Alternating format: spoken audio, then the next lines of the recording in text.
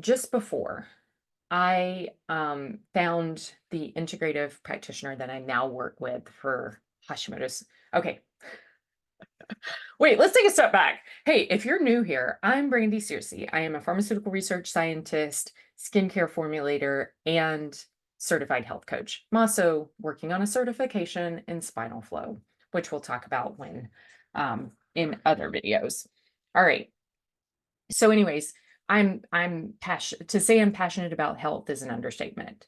Uh, in this particular video, we're going to talk through how to suss out whether or not you've got a cortisol problem by monitoring your body temp. Okay. And yes, this is entirely possible and I know because this is my experience. So I'm going to share with you what happened for me. All right.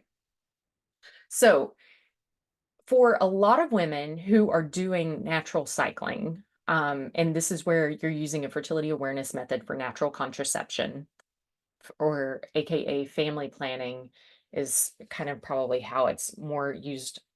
And just to be clear, this is not like the calendar method or the rhythm method, or like this ain't your grandma's fertility awareness. Although, interestingly enough, the Billings ovulation method was developed back in the 70s. So it's been around a minute. And so was the Creighton model.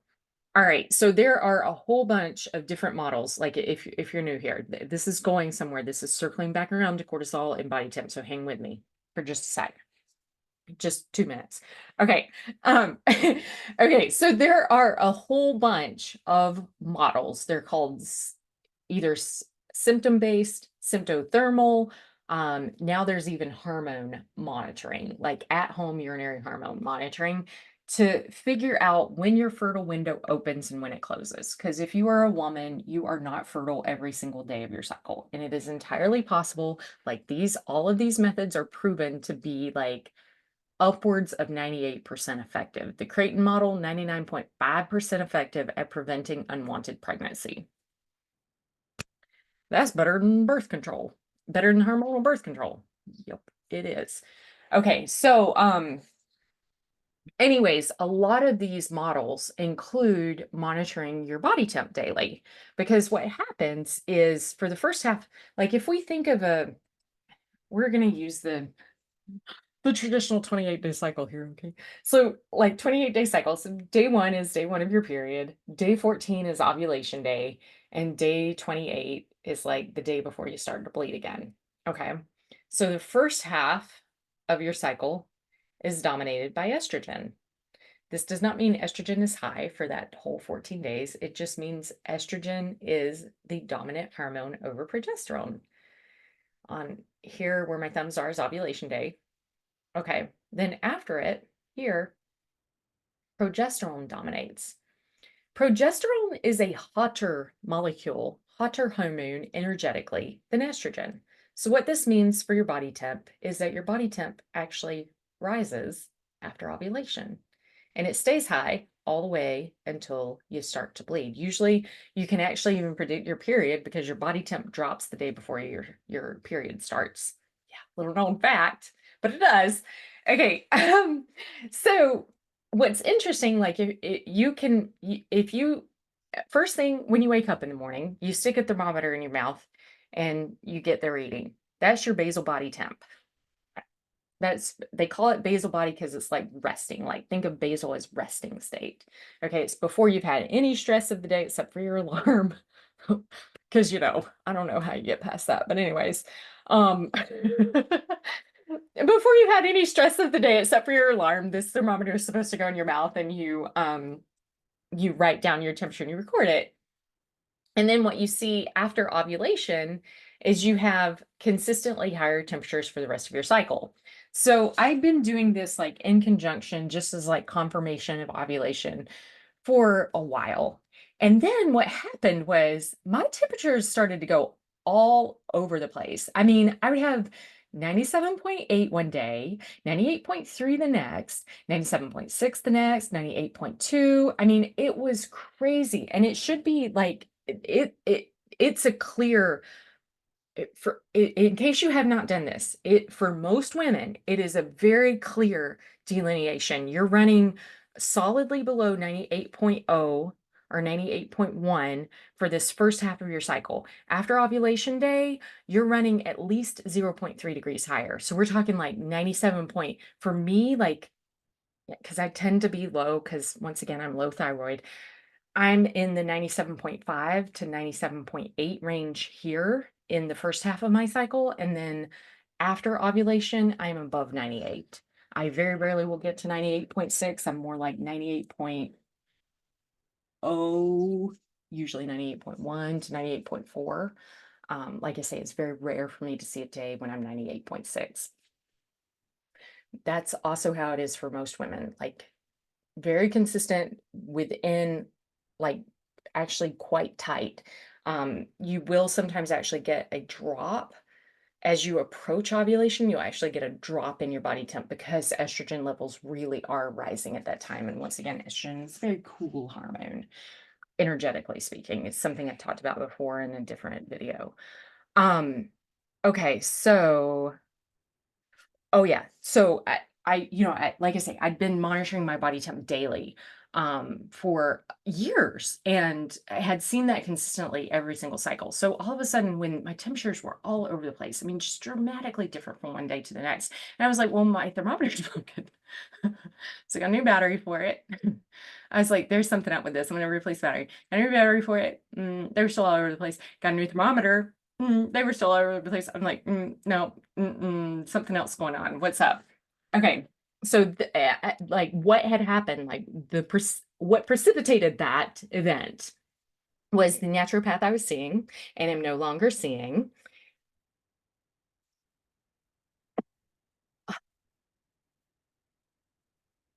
I can't believe how upset I still am over this. Um, she titrated me, me, a Hashimoto's patient, off my thyroid meds, and ran a 4-point saliva cortisol test and said, despite the fact that my cortisol profile matched what the profile is supposed to look like, I was just a little high at 2 time points and a little high at bedtime. I was actually tanked at 4 p.m. It was at the bottom end of that reference range at 4 p.m. Okay. She said, oh, you've got a high cortisol. Let's put you on this supplement to suppress your cortisol. Well, what I was seeing in my body temperature was dysregulated cortisol. When cortisol is completely dysregulated, you do not get those nice transitions. You get morning temperatures that are all over the place, which is exactly what I was seeing. So there is actually a lot of information out there about how you can use your even okay, first of all, okay.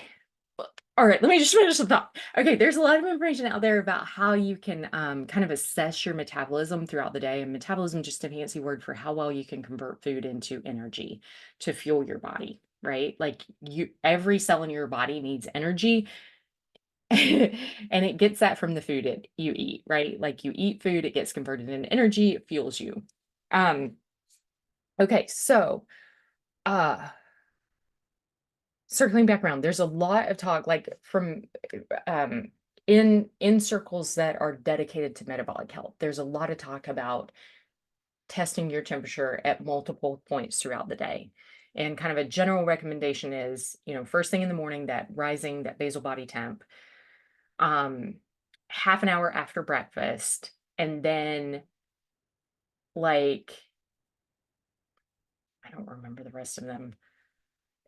Basically every 3 hours, but there's something about meal times where it's either half an hour or an hour before or after a meal. And then, you test it right before bedtime. And though they're using it for kind of like dialing in your macros and all of this kind of stuff. What's really interesting is if you are just monitoring your body temp first thing in the morning, that is enough to kind of suss out whether or not you have a cortisol problem. And then knowing you have it is half the battle, because you can start doing things that really support cortisol production in the morning and things that support suppression of cortisol in the evening to reestablish that diurnal rhythm. Because essentially, you can think so there's always for most hormones in the body, estrogen and progesterone, like one set of hormones, cortisol and melatonin, another. They're kind of like the melatonin, the yin, and the cortisol, the yang, right? Like cortisol is a very hot hormone, and melatonin kind of counteracts it. So during the night when melatonin rises, that's when cortisol is at its lowest. And then as cortisol comes up in the morning, that's when melatonin lowers. So cortisol follows this very nice rhythm. It is more of a day, like, think of it as cortisol rising and setting with the sun. And that will kind of put you in to natural rhythm, like help you know when to support, uh, you know, cortisol going up or cortisol coming down. Um, so, anyways, for tracking your body temp, there is a link below. This is something that I have been like, I published this for me. It is a journal. Um, it like one side of it is journal, one side of it is the health tracker. I published this for me because I do not do well recording stuff to an app. I have to write it down.